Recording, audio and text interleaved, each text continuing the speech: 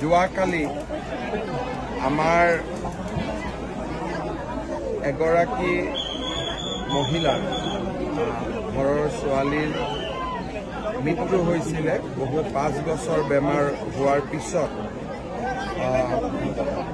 তেখেতৰ যেতিয়া dead body সংস্কাৰৰ কাৰণে লৈ যাওঁতে পানী আছিলে গতিকে নাৱেদি লৈ গৈছিলে আৰু নাৱেদি লৈ যাওঁতে সংস্কাৰ কৰাৰ পিছত সৎকাৰ কৰাৰ পিছত উভতি আহোঁতে ঘৰখনৰ 5জন মানুহ অঞ্জনা মালাকাৰ যিগৰাকী মহিলাৰ মৃত্যু হৈছিলে বেমাৰত ভুগি তেওঁৰে সম্পৰ্কীয় আৰু 5গৰাকী মানুহৰ মৃত্যু হয়। সুজন মালাকাৰ, জিতু কৰ্মকাৰ, প্ৰসেনজিৎ সাহা, গৌৰাংগ মালাকাৰ আৰু উদয় চৰকাৰ।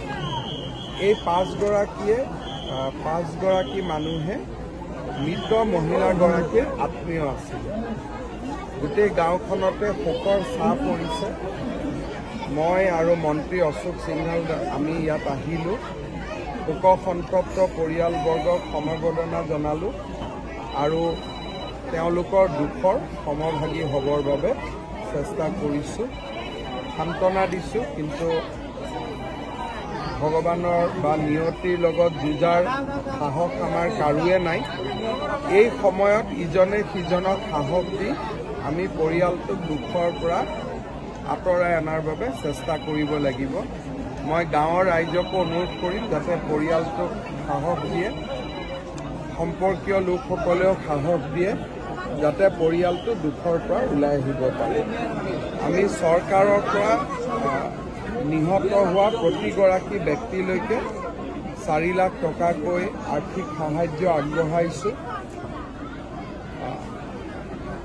আমাৰ ইয়াতে পৰিয়ালটোৰ যিটো অৱস্থা বৰ্তমান, ঘৰত বেমাৰ আজাৰো আছে, পৰিয়ালটোৰ চলাৰো ৰাস্তা নাই।